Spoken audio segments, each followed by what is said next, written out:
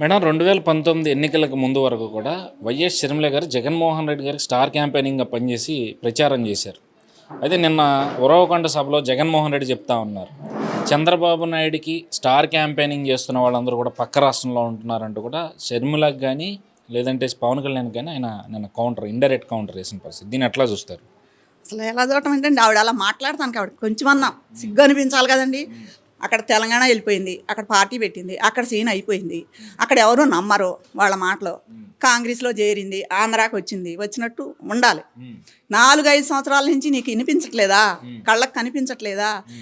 ఆంధ్ర నాశనానికి, అమరావతి నాశనానికి ఫస్ట్ కారణం నువ్వే. ఆంధ్రప్రదేశ్ మొత్తం తిరిగావు, అన్నను గెలిపించమన్నావు, ఒక్కసారి అన్నావు. సెకండ్ నీ తల్లి ఆడవాళ్ళని అవమానిస్తున్నా కనీసం తప్పు అని కొడుకుని మందలించలేకపోయింది ఆవిడ. జగన్మోహన్ రెడ్డి మూడో ముద్దాయి, ఫస్ట్ ముద్దాయి నువ్వే. ఈరోజు నీకు సిగ్గులేదా? నువ్వు బస్సు వేసుకుని ఆంధ్రాలో తిరుగుతూ, అంటే ఆంధ్ర వాళ్ళు నీకు అంత గొర్రుల్లాగా కనిపిస్తున్నారా? ఆంధ్ర వాళ్ళు నమ్ముతారు మీదంతా వైఎస్ ఫ్యామిలీ అంటే డ్రామా ఫ్యామిలీ అయ్యా. మేమైతే నమ్మం, మాకు అర్థమైపోయింది. ఇంకా బిస్కెట్లు వేస్తున్నారు ఎవరండి? ఇంకా ఆ బిస్కెట్లకు పడేది ఎవరండి? ఆవిడ చెప్పేవన్నీ పచ్చి అబద్ధాలండి. ప్రత్యేక హోదా ఏమైపోయింది? 4 ఏళ్ళ నుంచి 5 ఏళ్ళ నుంచి నువ్వు ఎందుకు అడగలా? ఏమి తేలా? బాబు గారు తేలా, కంపెనీలు తేలా, 10 ఏళ్ళ నుంచి అట్టాగు ఇట్టాగు అని నీ అన్న ఈ 5 ఏళ్ళలో చేసిన నరకం మర్చిపోయి 10 ఏళ్ళ నాడు జరిగినవన్నీ మాట్లాడుతున్నావు. ఆయన చేసిన మంచి నువ్వు ఇంత కూడా చెప్పట్లా. నువ్వు నీ అన్నని ఏమన్నా అనుకో, నువ్వు విమర్శిస్తున్నావో తిడుతున్నావో ఏం చేసుకున్నా, మరి నిన్ను కూడా పంచి ప్రభాకర్ అనేవాడు తిడుతున్నాడు. పవన్ కళ్యాణ్కి శోభనం గదిలో పాలిస్తావా అని అడుగుతున్నాడు.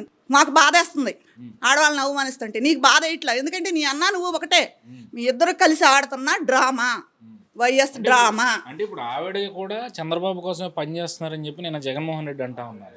మరి అనాలి కదా, అలా అంటేనే కదమ్మా మేమందరం నమ్మేది. ఒకసారి బురదలో పడ్డాం, ఇక మళ్ళీ పడ్డామా? మన పిల్లలకి లైఫే లేదండి. చంద్రబాబు గెలవపోయినా, ఇప్పుడు మా ఎమ్మెల్యేలు ఎంపీలు గెలవపోయినా వాళ్ళకి వచ్చిన నష్టం అయితే లేదు కదా. ఆంధ్రాకే నష్టం, జనాలకి నష్టం. ఎన్ని వేలండి అప్పులు ఏంటండి? మన సెట్టింగ్లకు ఒక 2-3 వేల కోట్లు, 100 కోట్లు ఏంటండి? అయోధ్యలో రాముడిని పెడుతున్నారు గుళ్ళో. ఇక్కడ ఏం జరిగిందండి ఆంధ్రాలో? వాళ్ళు అంగన్వాడీ టీచర్లు ఆడవాళ్ళని జుట్లు పట్టుకుని లాగారు, జేబుల్లో అరెస్ట్ చేసి తీసుకెళ్లారు. ఏంటి అరాచక పాలన ఏంటండి? మేము ఇప్పటి వరకు ఎప్పుడూ చూడలేదండి. ఈ విధంగా చేయడం ఏంటండి? మగ పోలీసులు 4-5 కలిసి ఆడాలను పడేసి తీసుకెళ్లారు. ఏంటి కర్ఫ్యూ పెట్టినట్టు పెట్టారండి. రోడ్డు మీదకి వెళ్తే 1-2 గంటలు కార్లో కూర్చున్నాం మేము, దారి లేక. ఏంటిది? ఇక్కడ ఏం జరుగుతుంది అసలు? మరి కళ్ళు పోయినాయి. ఇప్పుడు ఆయన చూస్తున్నారు పైనుంచి, ప్రైమ్ మినిస్టర్ గారు కూడా ఇదంతా చూస్తున్నారు కదా. ఆంధ్రాలో ఈ అరాచకం ఏంటి అసలు ఖండించాలి కదా. ఒక్కళ్ళు కూడా లేరమ్మా. ఎందుకో మరి న్యాయస్థానాలకు కూడా మాకు నిజంగా చెప్పాలని చాలా బాధగా ఉంది.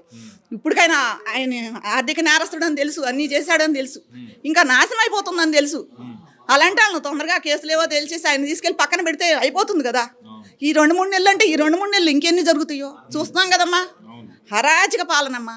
వైఎస్ షర్మిల చెప్పనేయండి, వాళ్ళ అమ్మ చెప్పనేయండి, ఆంధ్ర ప్రజలకి నేను దండం పెట్టి మరీ చెప్తున్నాను, వాళ్ళని నమ్మకూడదు. వాళ్ళు మళ్ళీ ఏదో ఒక ఎత్తేసుకుని వచ్చారు, మళ్ళీ అన్నను గెలిపించుకోవడానికి నాటకం ఆడుతున్నారు. అంగన్వాడీల అంశం తీసుకుంటే మీరు చెప్పినట్టు అరెస్టులు జరిగినాయి, వాళ్ళ ఉద్యోగాలు పీకేస్తున్నామని జీవోలు తీసుకొచ్చారు, కొత్త నోటిఫికేషన్కి జీవోలు తీసుకొచ్చారు. తెల్లారపాటికి చర్చలు సఫలం అంటూ కూడా అంగన్వాడీలు మళ్ళీ విధుల్లో చేరుతున్నారంటూ కూడా వార్తలు. దీన్ని ఎట్లా అంటే అండి బెదిరిస్తున్నారు. వాళ్ళ భర్తలకి మందు ఇచ్చి డబ్బులు ఇచ్చి మీ ఆడవాళ్ళని డ్యూటీలకి వెళ్ళమని చెప్పు, లేదా అలా చేస్తాం ఇలా చేస్తాం, ఏదో కేసులు పెడతాం, గంజాయి కేసులు పెడతాం అని బెదిరిస్తే ఎవరికైనా భయమే కదమ్మా. మధ్య తరగతి వాళ్ళు ఎవరు ఏం చేయగలుగుతారు? కొంతమంది నిజంగా ఉద్యోగాలు పోతాయేమో, కొంతమంది కోర్టుకు వెళ్ళి తేల్చుకుంటాం. కొంచెం ధైర్యం ఉన్నవాళ్ళు, 10 మంది సపోర్ట్ ఉన్నవాళ్ళు. అది లేని వాళ్ళు ఏం చేస్తారండి? 10,000 15 జీతం వేలు వచ్చేవాళ్ళు బయటికి వెళ్ళి ఇంకోటి వీళ్ళ మీద కోర్టులో వేయలేరు, ఏం చేయలేరు కదమ్మా. అది కూడా మనం ఆలోచించాలి.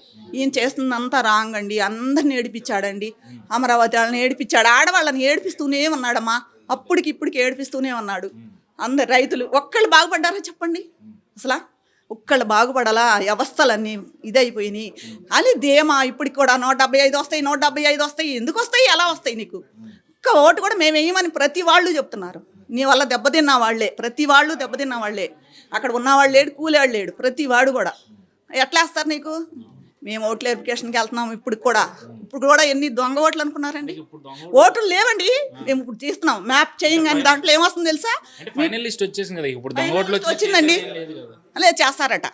ఈ రోజు మాకు మీటింగ్ పెట్టి ఉమాగారు కూడా చెప్పారు, ఓట్లు లేని ఒక బుక్ తీసుకుని రాసుకుని రండి, 10 రోజులు ఉందనంగా కూడా నేను ఓటు తెప్పిస్తా. బిఎల్ఓ మాటలు నమ్మొద్దు. బిఎల్ఓ మాకు ఏం చెప్తున్నాడు, 22 లాస్ట్ మీరు ఇవ్వద్దు అన్నాడు మమ్మల్ని. మేము బుక్ నిండా రాసుకుని పెట్టుకున్నాం లేని ఓట్లు కూడా. ప్లస్ ఇప్పుడు మీ పేరు మీద ఉన్నాయి, ఇంకొకళ్ళ పేరు వస్తుంది, ఇంకొకళ్ళ పేరు మీద ఉన్నాయి, ఇంకొకళ్ళ పేరు మీద వస్తుంది. మాకే రావాలి కానీ వేరే వాళ్ళ పేరు మీద రావటం ఏంటండి? ఇవన్నీ దొంగోట్లే కదా. ఇదంతా మాయ అండి.